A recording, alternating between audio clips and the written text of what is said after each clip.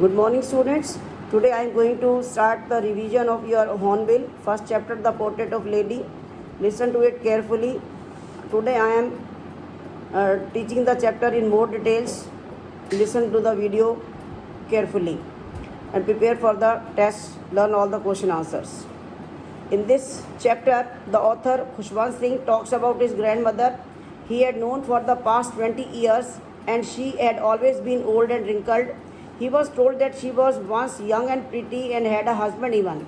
His grandfather's portrait hung on the wall, in which he wore loose fitted clothes, a turban, and had a long white colored beard that reached his chest. He also appeared very old, and the author thought that he was someone who could have many grandchildren but not a wife or children. The author could never imagine that once his grandmother was young and pretty. He could not connect to this idea. She used to tell him that and his cousins about her childhood memories, like the games she used to play as a child. They found these stories illogical and disrespectful because it was beyond their imagination to think that grandmother was once a child and played such games. They thought that her life stories were like the other moral stories which she used to tell them.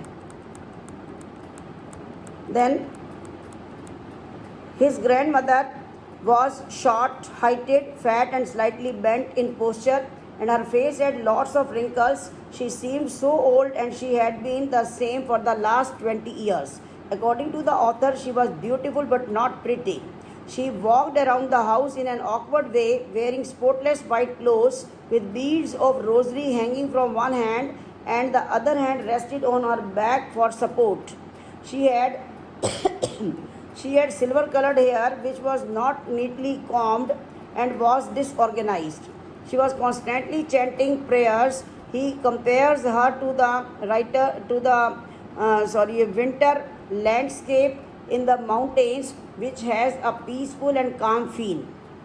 She was a live example of a pure white peace, idol of contentment. The author lived with her in the village. They were good friends. His parents left him with her to settle in the city.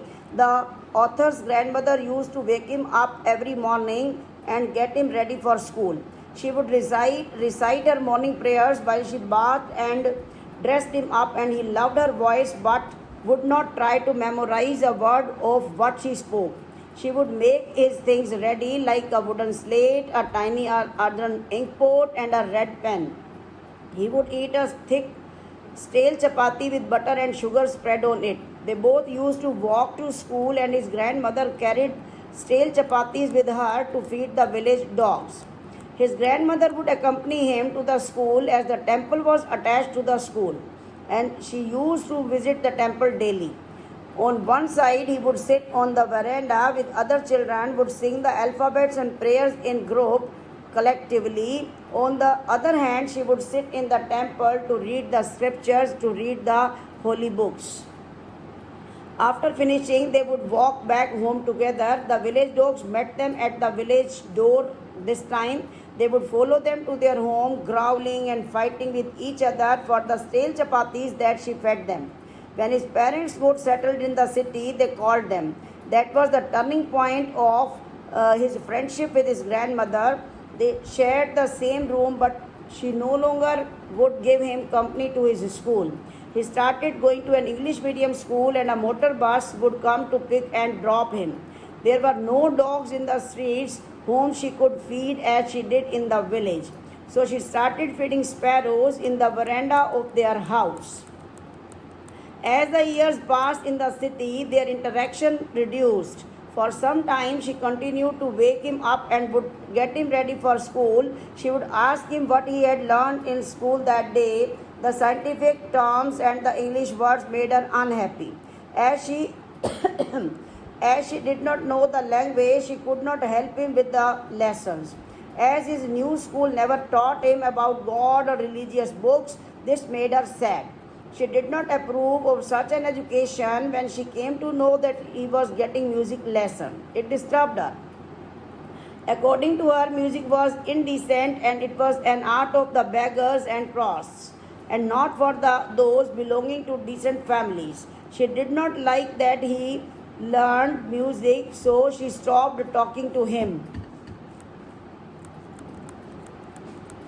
As the author went to the university, he had a room of his own.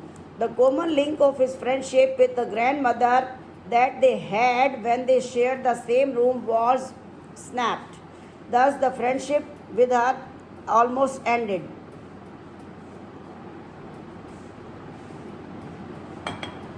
She became more private and spent her whole day spinning wheel.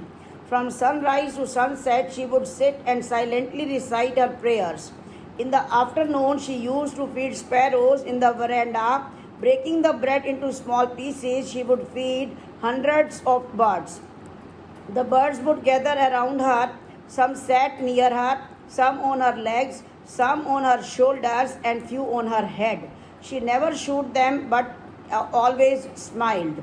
She was the happiest in that half an hour during the whole day.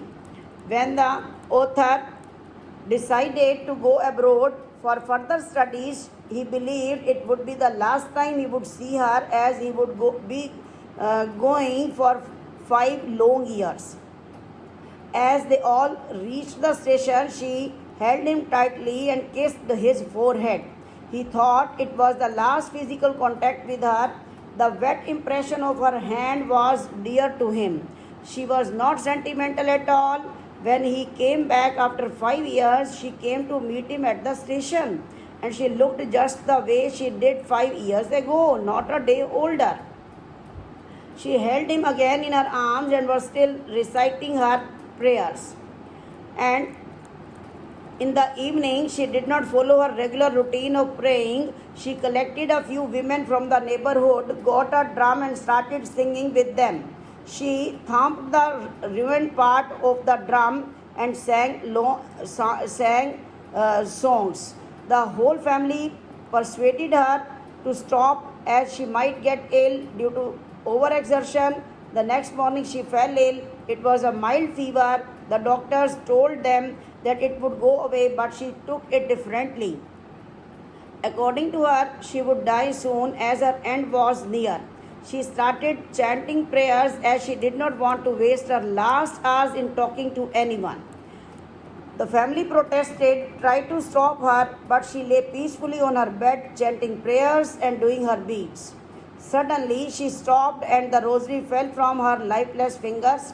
A calm, pale appearance spread on her face, and she was dead.